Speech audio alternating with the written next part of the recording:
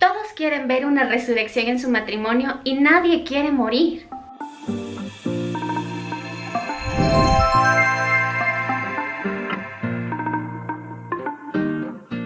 Hola mis bebés preciosos, ¿cómo están? Bienvenidos a un nuevo video. Mi nombre es Steffi y estoy muy feliz que puedas compartir el día de hoy junto a mí. Este tiempo vamos a estar hablando acerca del matrimonio, los hijos, roles, responsabilidades, las cosas que afectan estas relaciones primordialmente en la familia. El día de hoy vamos a hablar acerca de, en el matrimonio, muchas veces tanto el hombre como la mujer esperan que haya una resurrección, que el amor se apagó y ahora quieren que vuelva a la vida, que antes era tolerante y paciente y ahora ya no lo es y quieren que lo vuelva a ser, que antes era amoroso y detallista y esperan que ahora lo vuelva a ser. Pero la cuestión está en que nadie quiere morir para que haya esa resurrección en el matrimonio, y precisamente esto es lo que vamos a hablar. El matrimonio es un construir continuo tanto del esposo y la esposa, pero principalmente el construir continuo es del esposo, pues él es la cabeza del hogar, él es quien toma las decisiones al final, apoyado por supuesto por su ayuda idónea, su esposa. Esto es un trabajar en equipo continuo todo el tiempo, 7 días a la semana, 365 días del año, por toda la vida. Cuando ya convivimos con nuestro esposo o nuestra esposa, es cuando recién nosotros estamos conociendo aquellos defectitos que no los habíamos notado, aquellas costumbres, hábitos, aquellas maneras de pensar, de actuar, de reaccionar frente a las situaciones del cotidiano. Vemos aquellos pasatiempos que de cierta forma, aunque no son del todo malos o dañinos, nos afectan, no nos gustan, nos incomodan. Tal vez eso se lleva a la prioridad y no yo. Y no siempre la manera en la que vivíamos antes del matrimonio le agrada a nuestra esposa o esposo, y es aquí donde empieza todo lo que puede fracturar el amor, el respeto, la unión. El no llegar a un acuerdo en el que el esposo y la esposa se sientan bien, cómodos, felices, plenos, completos, realizados. Esto puede conllevar a que todo termine en un divorcio por tratar de buscar sus intereses antes que el del otro. Cuando te casas, nadie te dice que el demostrar amor hacia la otra persona no solamente se trata de palabras bonitas, de salidas, de detalles. Esto es importante, no me malentiendan. En muchos casos crecimos sin saber que el demostrar amor verdadero por otra persona es un morir continuamente a nosotros. El ego, el orgullo, pasatiempos, distracciones, decisiones, actitudes, ideales, sueños, vanidades, en fin, la lista es larga. Y para ponerlo en un contexto más práctico, en el caso de los varones muchas veces actividades como el fútbol, salidas con los amigos, con videojuegos y demás. En el caso de las mujeres, salidas con las amigas, tal vez un tiempo en el spa o en el salón de belleza, vanidades, en fin. Cuando hablamos de esto, no quiero decir que ya, el matrimonio es un sepultar todas nuestras cosas y hacer lo que la otra persona quiere. No se trata de eso. El Señor nos dice en su palabra en Génesis 2 que el hombre dejará a su padre y a su madre para ser uno solo con su esposa. Y me encanta este versículo porque más allá de que se unen, lo que yo entiendo es que eso es sueño individual que tú tenías, esa actividad de pasatiempo individual que tú tenías, ahora ya no va a ser individual, sino que en unidad y en acuerdo van a unir eso y hacer algo de ello que dé como resultado un bienestar, satisfacción, paz, tanto para el uno como para el otro, un disfrute en pareja, ya no individual, sino en pareja. Hay personas que malentienden y piensan, no, pues ya me casé, entonces todo va a estar prohibido para mí, entonces no me caso. No, no se trata de eso. Es más bien un analizar. Y les voy a compartir. Antes, Aníbal era obsesionado con mirar los partidos de fútbol y era obsesionado con el PlayStation, con todo lo que hable de videojuegos. Y entonces yo me sentía muy mal. De hecho, decía, no puede ser posible que un videojuego sea más importante que yo, que ver un partido de fútbol sea más importante que yo. De hecho, él se encargaba de demostrarme que sí, eso era más importante que yo y que él tenía que hacer eso porque como él ha trabajado y él hacía todas sus actividades del día y cumplía con el hogar, entonces era como su recompensa. Pero entonces yo también pensaba en las cosas que yo también he hecho por el hogar y no tenía mi recompensa. Mi recompensa, en el caso de las mujeres, pues somos más como sensibles, nos gusta más sentirnos amadas, protegidas, y pues para mí la prioridad era pasar tiempo con él, ver una película, ir a comer, salir al parque, yo no sé, alguna actividad juntos. Entonces era un malestar horrible, un desacuerdo, una insatisfacción grande, porque yo me sentía que estaba en segundo lugar y estas actividades estaban en primer lugar. Y ok, no es que sean dañinas, no es que sean malas y que hay que quitarlas de las listas de actividades que nosotros tenemos para pasar un buen momento. No, se convierte en algo dañino cuando eso ocupa la mayor parte de tu tiempo y es tu prioridad antes que tu esposa, antes que tus hijos, antes que tus responsabilidades dentro del hogar. Ahí es cuando esto es dañino y esto está mal. Ahora, aquí es cuando tú tienes que analizar si esto está causando un desazón o una insatisfacción en mi pareja.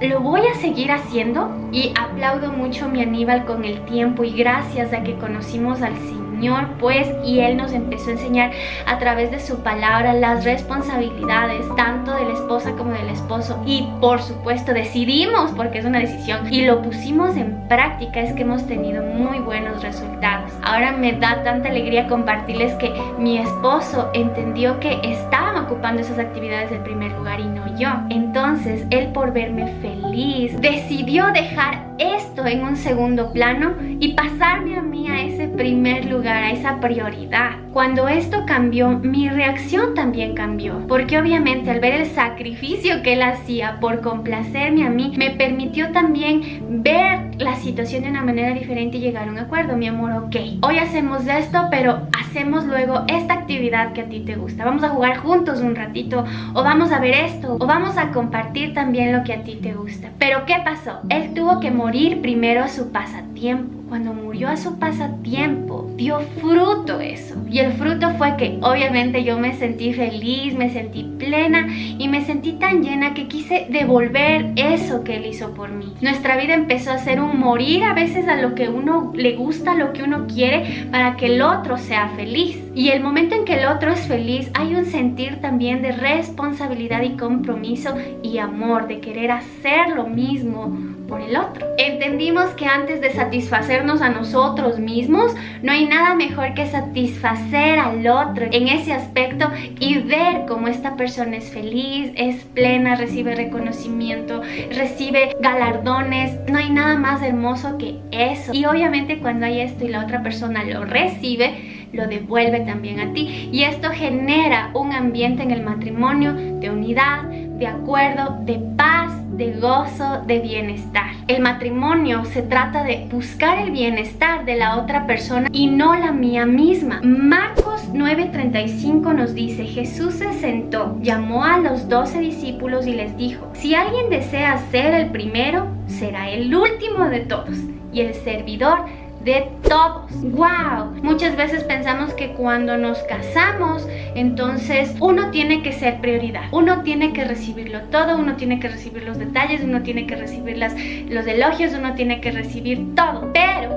el Señor en este pasaje nos está diciendo: tú eres quien debe dar el primer paso, tú eres el que debe servir a otros, tú eres el que debe sacrificar por otros, por tu esposa, por tus hijos, por tu hogar. Y a lo mejor hoy tú me dices: Steffi, tú no sabes cómo está mi matrimonio, pero estamos ya pendiendo de un hilo que si hoy me dice algo, hoy mismo se acaba. Pero hoy te tengo la respuesta a ese problema, bebé. Y el tema es que hay esperanza. Lo que tú necesitas para que tu matrimonio vuelva a vivir es a Dios, es a Jesús en el corazón. Pero para que Dios pueda hacer algo en tu matrimonio, entonces hoy tienes que decidir algo: morir a tener el control de tu matrimonio, de tus situaciones, de tu vida. Tienes que renunciar. Hoy es el día en que eso tiene que morir para que tú le des el paso a Dios. Sea el Señor quien tome el timón de tu barco del matrimonio. Sea Él quien tome el control. Romanos 8:11 nos dice: y si el espíritu de aquel que levantó a Jesús de entre los muertos vive en ustedes, el mismo que levantó a Cristo de entre los muertos también dará vida a sus cuerpos mortales por medio de su espíritu que vive en ustedes. Esta palabra debe animarte a decidir salir de ese desánimo y desesperanza en tu matrimonio. Y es que a través de esta, el Señor nos recuerda que cuando recibimos a Jesús en nuestro corazón y lo hicimos nuestro Señor y Salvador y decidimos que Él sea el centro de nuestra vida, y tú como esposo te aferras a la cabeza que es Cristo, y tú como esposa te aferras a la cabeza que es tu esposo, tenemos por bendición uno de los regalos más hermosos, y es al Espíritu Santo. Y el Espíritu Santo que habita dentro de nosotros es el mismo Espíritu que estuvo con Jesús, que lo resucitó al tercer día de los muertos. Y me encanta este pasaje porque es un recorderis que el mismo Espíritu que estuvo con Cristo y que hoy está en nosotros puede traer a la vida a ese matrimonio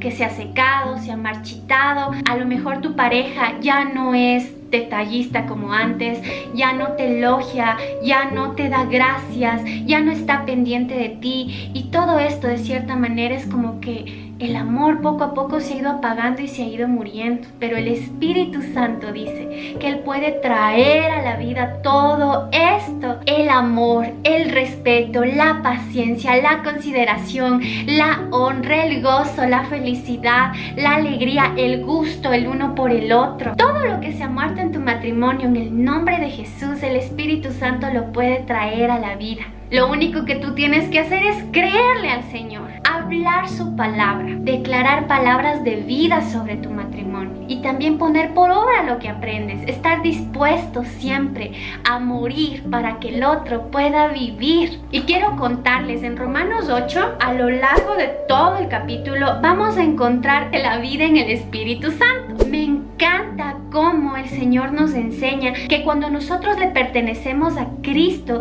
entonces nuestra vieja vida queda atrás y ya nosotros no nos movemos en la carne, en nuestras propias maneras de pensar, autosuficiencia, decisiones y demás. No, cuando nosotros ya le pertenecemos a Cristo, el Espíritu Santo es quien tiene dominio sobre nosotros. Quiero leerles Romanos 8 a partir del versículo 5. Los que están dominados por la naturaleza pecaminosa piensan en cosas pecaminosas, pero los que son controlados por el Espíritu Santo piensan en las cosas que le agradan al Espíritu. El Espíritu siempre te va a decir que tienes que morir a ti mismo para que esa otra persona pueda vivir. Y me refiero con esto a lo que nos decía también Jesús, que quien quiera ser el primero deberá ser el último y servir a todos. Por lo tanto, permitir que la naturaleza pecaminosa les controle la mente lleva a la muerte, pero permitir que el Espíritu les controle la mente lleva a la vida y a la paz. El Espíritu Santo nunca te va a llevar a hacer cosas que van en contra de la palabra. El Espíritu Santo no te va a decir enójate y pelea, grita, chíllale, dile cómo te sientes y entonces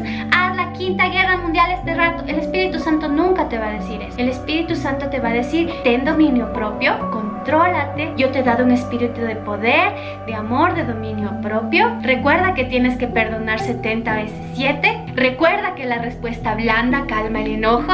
Y de estas, el Espíritu Santo te va a hablar todo conforme a la palabra. No te vas a llevar a hacer cosas que vayan a agredir o a lastimar a la otra persona. No. Continúa. Pues la naturaleza pecaminosa es enemiga de Dios siempre. Nunca obedeció las leyes de Dios y jamás lo hará. Por eso, los que todavía viven bajo el dominio de la naturaleza pecaminosa nunca pueden agradar a Dios. Eso es para las personas que todavía no le pertenecen a Cristo. Pero si tú ya le entregaste tu vida y tu matrimonio a Jesús y lo invitaste a tu corazón a formar parte de tu vida, que Él tome el control, entonces tú ya no vives en esa vieja naturaleza. Tú ya vives en una nueva naturaleza, en el poder de Dios, en el poder del Espíritu Santo, porque le perteneces a Cristo. Entonces ya la vieja naturaleza no domina sobre ti. El pecado ya no domina sobre ti. Esas reacciones feas que tenías con tu esposa o con tu esposo ya no dominan sobre ti. Ahora tú actúas todo conforme al Espíritu Santo, al Espíritu de Dios. Les voy a leer Filipenses 2:7. Sino que se despojó a sí mismo, tomando forma de siervo, hecho semejante a los hombres, Y wow, me encanta este versículo porque es recordándonos que Jesús, aún siendo el Hijo de Dios, siendo Dios, dejó todo lo que tenía en el cielo, viniendo a la tierra y convirtiéndose en una persona tan común y corriente como tú o como yo. Decidió dejarlo todo por amor por ti, por amor por mí. Y el Señor a través de este pasaje también nos enseña la importancia en el que nosotros, por amor a nuestro cónyuge, debemos despojarnos de nuestras propias cosas, vanidades, placeres, prioridades, aún pasatiempos, cosas por amor a la otra persona y porque esa persona pueda vivir. Así como actuó Cristo, así nosotros debemos actuar en nuestro matrimonio. Efesios 5:33 y dice: por eso les repito, cada hombre debe amar a su esposa como se ama a sí mismo,